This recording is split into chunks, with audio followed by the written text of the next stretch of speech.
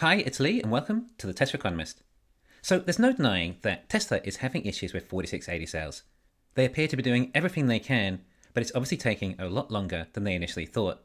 It looks like Tesla will be up to around 20 gigawatt hours a year run rate of 4680 cells by the end of the year. This is not a massive amount, but these cells are not really required for production, as Tesla are likely close to around a run rate of 4,000 Model Ys in Texas with 2170 cells, and soon enough should be up to about 5,000 units, which is volume production. And they've already achieved that in Berlin. That means there'll be more than enough 4680s for the Cybertruck, which is the only vehicle that actually needs the 4680. Given we are expecting just thousands of Cybertrucks this year, a gigawatt hour alone is likely enough cells for this year's Cybertruck production. So we don't really need to be too concerned with 4680 cell supply there. Giga Nevada will need 4680 cells for the semi-truck, but that factory may take a while still. And perhaps when they are up and running, then they may get to a similar rate to Texas, perhaps 20 to 30 gigawatt hours a year, but hopefully more by that stage, possibly 40 gigawatt hours, which will be enough to get Cybertruck to volume production, even if they are using large batteries in the Cybertruck. But if we want some serious growth, we need more cells. The only cells we have in large supply are LFP, and this is what I think Tesla are doing. They want to grow production, but they can't rely on 4680 cells in the short term, and need to find an alternative. Therefore, I believe that Tesla are no longer waiting around for 4680 cells to get the growth they want. And in comes Mexico. We heard on Investor Day that the new parallel production process will be able to use multiple cell types, which I inferred as they don't need 4680 cells for structural battery packs. CATL is still ramping up cell production on massive scales. No one else in the world can pay more for massive amounts of CATL cells than Tesla, as in the 100 gigawatt hour a year amount, as that would be around 2 million EVs a year. No one even now makes that many EVs, let alone any legacy company. Tesla are still the main buyers of cells in the world, by a long way. I mean, obviously it helps when Tesla are the only ones practically making any profit from their EVs, aside from probably BYD these days, who have their own in-house cell.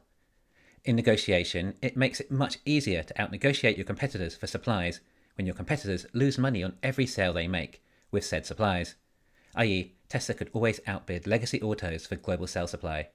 Sure, legacy could outbid Tesla and lose more in the EVs, but if they started making EVs in the millions, then paying an extra few $1,000s for a battery starts to get very expensive.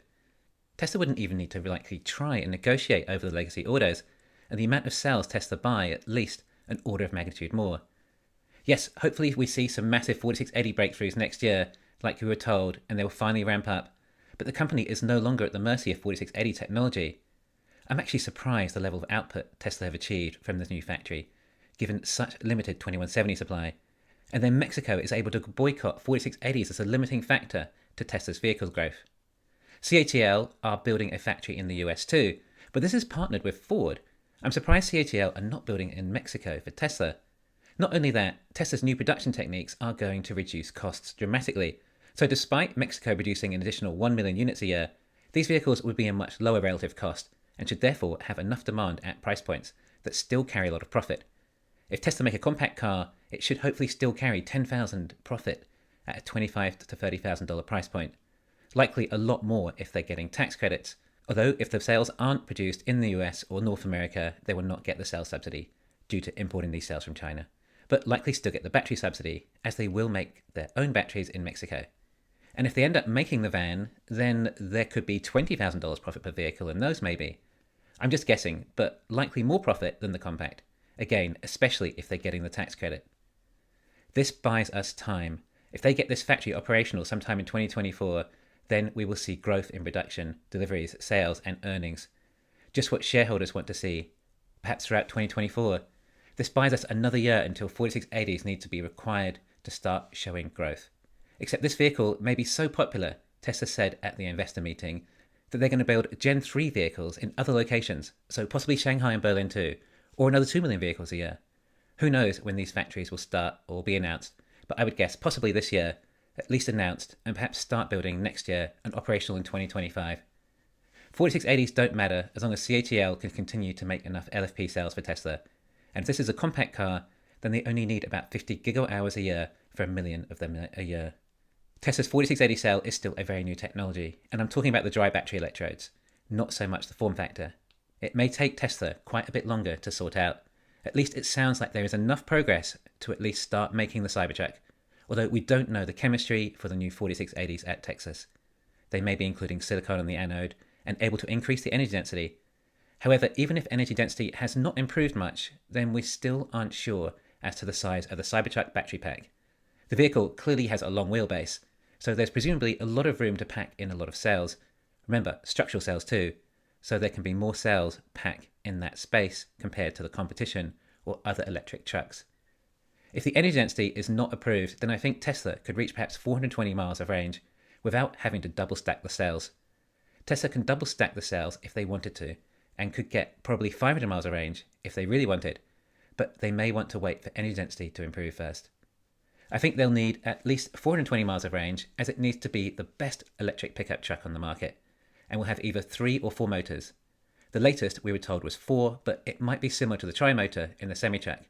It will need that high range, as likely a lot of people will want to use it for towing.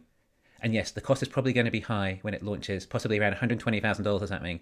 However, even if they're only making a few thousand a month, it might be close to profitable at a low run rate due to lower relative costs and such a high sticker price. The 4680 chemistry will improve over time, but it's hard to know by when. It sounds like this year is about getting the 4680 lines running in Texas, and next year they'll finally ramp those lines up to high volume production. So from there, perhaps they might start refining the chemistry and improve energy density.